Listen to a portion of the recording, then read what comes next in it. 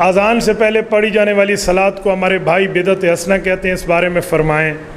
میرے بھائی، حضور پاک علیہ السلام نے اذان کس صحابی کو سکھائی ہے؟ ذرا اس کا نام بولیے۔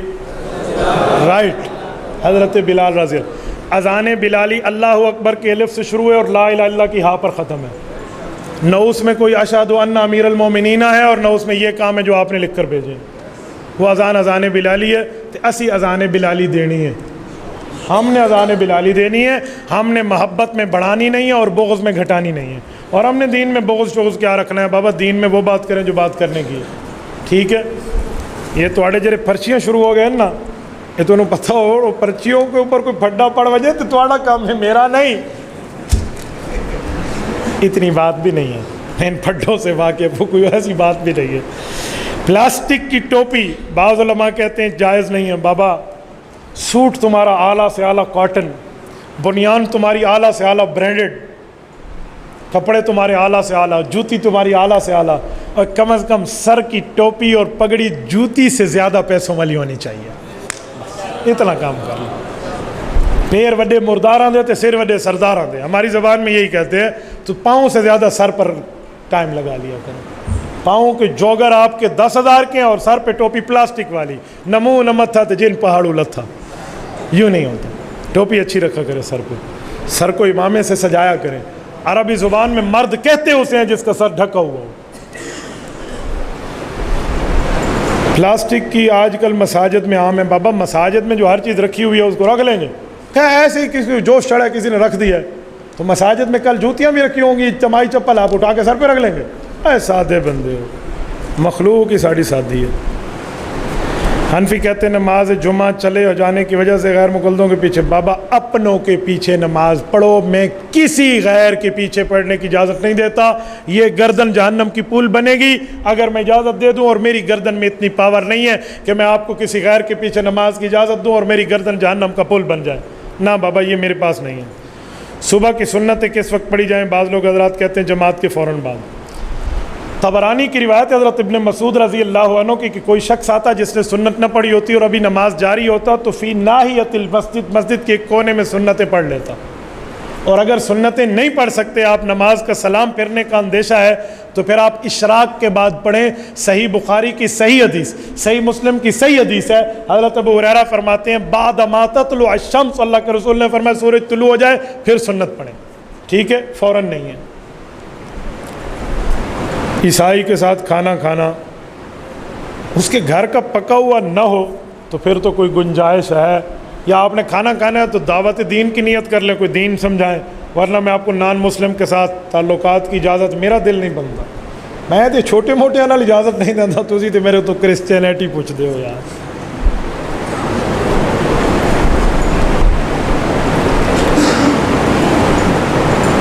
یہ لفظ پڑھ دو نا میاں بیوی والا جو نے لکھا ہے تو آپ حضرت کے پیٹ پکڑ لیں۔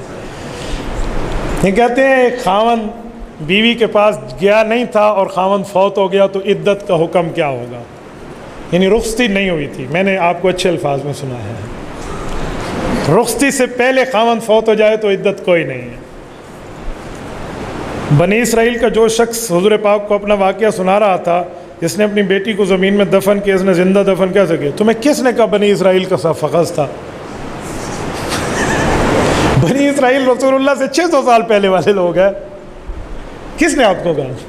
اور جس نے زندہ دفن کیا تھا اس نے ابو جہل کی پولیس کے ڈر کی وجہ سے کیا تھا۔ وَإِذَا الْمَوْءُودَةُ سُئِلَتْ بِأَيِّ ذَنبٍ قُتِلَتْ میں ہے کہ میرا کوئی داماد بنے گا اور میری ناک کٹے گی۔ سنا کسی اور مولوی تو ہوندے 10 دے مینوں نے، جس تو سنے اس تو پوچھو۔ جنازہ کے ساتھ کلمہ شہادت، ایسی باتیں ہیں بھائی، کلمہ شہادت جو کہتا ہے نہ اس کو آتا ہے نہ پچھلوں کو آتا ہے، نہ وہ پڑھتے ہیں نہ پچھلے پڑھتے ہیں۔ بابا جو بات ہے کرنے کی وہ اس کے لیے استغفار کرتے جائیں۔ یہ کلمہ شہادت وعدت یہ کوئی شریعت کی ثبوت نہیں ہے۔ اگر کوئی آپ کو کہے کہ اچھی بات ہے پڑھ لو، اسے کو پھر اچھی بات ہے اذان دے دو، تکبیریں شروع کر دو۔ بابا ہر جگہ ہر اچھی بات نہیں کرنی ہوتی، وہ کرنی ہوتی ہے جو ثابت ہو۔ جو شخص سنتیں ادا کر رہا ہو، خطبہ جمعہ شروع ہو جائے، اس کے متعلق کیا ہے؟ وہ فوراً سلام پھیر دے، ٹھیک ہے؟ 2 رکعت میں سلام پھیر دے، بعد میں پڑھے۔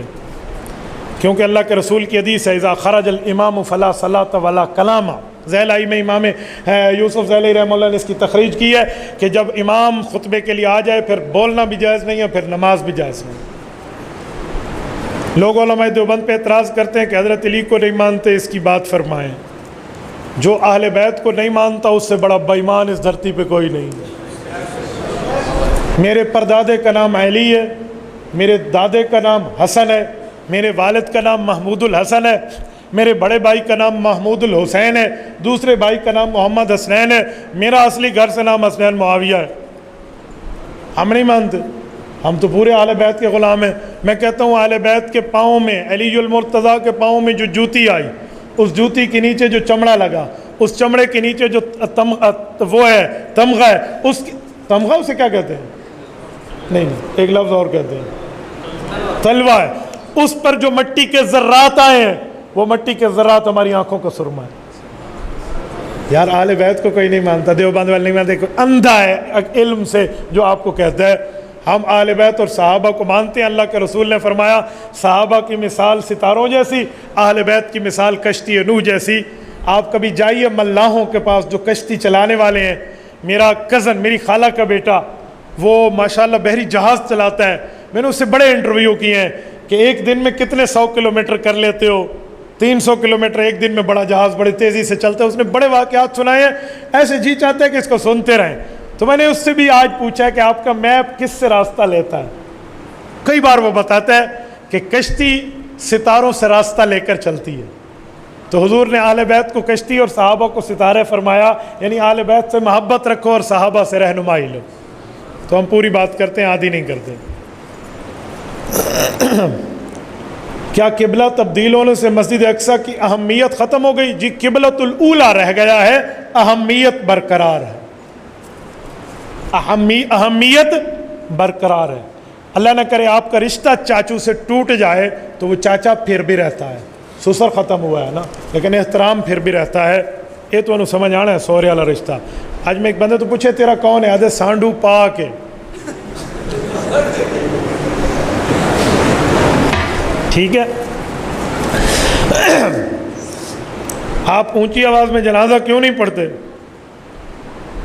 بعض لوگوں کو آتا بھی نہیں ہے. میں سنا دوں. ہم پہلی تکبیر کرتے ہیں اللہ اکبر، سبحانک اللہم و بحمدک و تبارک اسمک و تعالی جدک و جل ثناؤک و لا الہ غیرک. یہ لکھا ہوا ہے مسند الفردوس دہلمی کی حدیث میں. اس کے بعد ہم درود ابراہیمی پڑھتے ہیں، یہ صحیح بخاری میں لکھا ہوا ہے. اس کے بعد ہم اللہم اغفر لحینا و میتنا و شاہدنا و غائبنا و صغیرنا و کبیرنا و ذکرنا و انسانا اللہم من احییت منا فاحی الاسلام و من توفیت منا فتوفہ الایمان پڑھتے ہیں. ومن توفیت منا فتوفہ یہ پڑھتے ہیں. یہ مستدرک حاکم میں حضرت ابو ہریرہ کی روایت لکھی ہے. مجھے تو جنازہ آتا ہے، پھر میں ایسا کیوں پڑھتا ہوں؟ بچی کام پڑھتے ہیں اللہم اجعل حالنا فرطا واجعل حالنا اجرا وذخرا واجعل حالنا شافعۃ ومشفعۃ. بچے کام پڑھتے ہیں اللہم اجعل حالنا فرطا واجعل حالنا اجرا وذخرا واجعل حالنا شافعا ومشفعۃ. مجھے تو نابالغ بچے اور بڑے سبقات ہیں. آپ لوگ کہیں گے ہیجڑے کا جنازہ کون سا ہے؟ کہو گے نا اللہ نے مرد عورت کا رکھا اس لیے یہ کہتا کہ ہیجڑے کا بھی وہی ہو. یہ ذہن میں رکھنا، ہیجڑے کوئی علیحدہ نہیں ہے. تو ہم پھر ایسا کیوں پڑھتے ہیں؟ بابا نماز جنازہ دعا ہے، اور صحیح بخاری جلد نمبر 1 صفحہ نمبر 110 پہ لکھا ہے قال عطا آمین دعا. آمین بھی دعا ہے، جنازہ بھی دعا ہے. اور قرآن میں لکھا ہے ادعوا ربکم تضرعا وخفیا، دعا آہستہ مانگو تو زیادہ بہتر ہے. اسی لیے ہم قرآن پہ بھی عمل کرتے ہیں، حدیث پہ بھی عمل کرتے ہیں.